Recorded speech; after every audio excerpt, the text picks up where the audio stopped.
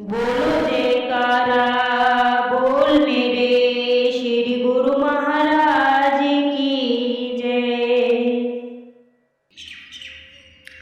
वासांसि जीर्णानि यथा विहाय नवानि गृह्णाति नरो प्राणी तथा शरीराणि विहाय जीर्णान्यान्यानि संयाति नवानि देहि। अर्थात मनुष्य जैसे पुराने कपड़ों को छोड़कर दूसरे नए कपड़े धारण कर लेता है, ऐसे ही शरीर का स्वामी आत्मा पुराने शरीरों को छोड़कर दूसरे नए शरीरों में चला जाता है। स्मरण रखना चाहिए कि आत्मा का वस्त्र शरीर है, फिर चाहे वह शरीर मनुष्य का हो या अन्य योनि का हो। इस पर प्रश्न उठता है कि मनुष्य जब शरीर रूपी वस्त्र का त्याग करेगा तो उसे अगला वस्त्र यानी शरीर कैसा और किस योनि का मिलेगा।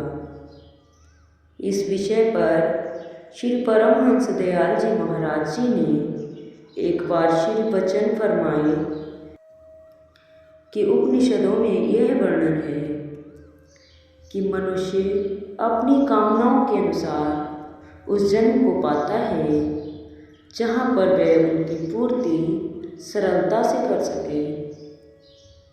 इसका अर्थ यह हुआ कि कामना या तृष्णा मनुष्य को बार बार खींचकर संसार में लाती है, अर्थात उसके दूसरे जन्म का कारण यह तृष्णा बनती है। जब तक मनुष्य को संसार व इसके पदार्थों को भोगने की कामना और आसक्ति बनी रहती है, तब तक आत्मा का आना जाना संसार में बना रहेगा। भाव यह है कि जब तक संसार के साथ लगाव बना है, तब तक इसे भोगने के लिए शरीर धारण करके आना पड़ेगा और उसी स्थान पर आना होगा जहाँ पर वे कामनाएं सरलता से पूरी हो सके। कामना में एक ऐसी शक्ति है कि वह उन पदार्थों को अपनी ओर खींचती है जिनकी भोग तृष्णा मन में मौजूद है। यदि संसार में किसी से पूछा जाए कि तुम यहाँ क्यों रहते हो, तो वह यही उत्तर देगा कि कुछ पदार्थ और संबंधी यहाँ ऐसे हैं जिनका लगाव अन्य स्थान पर जाने से रोकता है। चाहे दूसरे स्थान पर भी कभी कुछ समय के लिए कार्यवश जाना होता है, किंतु लगाव या आसक्ति अपने उस स्थान में ही उसकी बनी रहती है जहाँ उसकी कामनाओं के अनुसार वे सब पदार्थ और व्यक्ति हैं जिन्हें वह उपयोग करना चाहता है।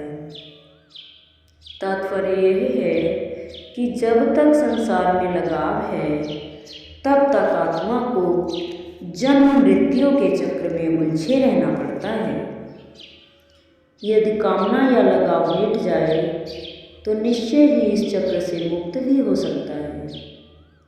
संतों की वाणी है, कवन सुरत ले आ गई, कवन सुरत ले आए, कवन सुरत है अस्थिर सो गुरुदेव बताए।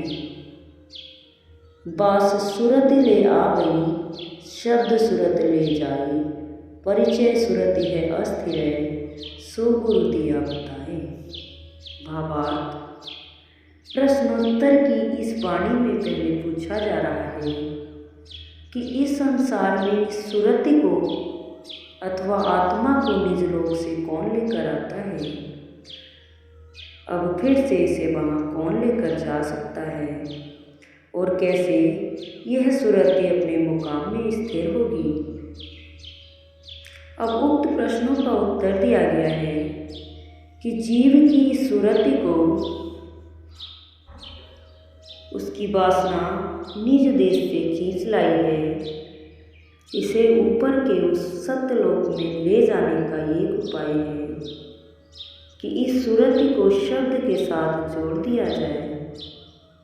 शब्द ऊपर धुरधाम का वासी है, वही इसे अपने देश में ले जा सकता है। सुरति शब्द का परिचय मिलने पर ही निरंतर अभ्यास करने से स्थिर हो जाएगी और इसका जन्म मरण का चक्र भी समाप्त हो जाएगा। उक्त वाणी में स्पष्ट किया गया है कि सुरति को शब्द के साथ मिलाने पर इसके सब बंधन कट सकते हैं। फिर प्रश्न उत्पन्न होता है कि सुरति को शब्द के साथ मिलाने का भेद अथवा परिचय कहाँ से मिलेगा?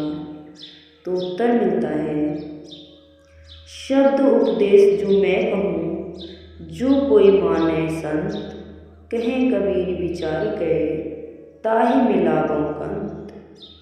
अर्थात कबीर साहिब जी फरमाते हैं कि जिस शब्द का उपदेश वे प्रदान करते हैं उसे समझने वाले संत होते हैं और वे ही शब्द की डोर से बंधकर परमात्मा से जा मिलते हैं। निर्वाण पद की प्राप्ति करके जन्म मरण से छुटकारा पाना ही इसका असली काम है। महापुरुष फरमाते हैं, नर्तन पाई यतन कर ऐसा, जिससे वह करतार मिले, ऐसी उत्तम जून पदारथ फिर नहीं बारंबार मिले। यह मानव देही सर्वोत्तम एवं सर्वश्रेष्ठ है, दोबारा नहीं मिल सकती।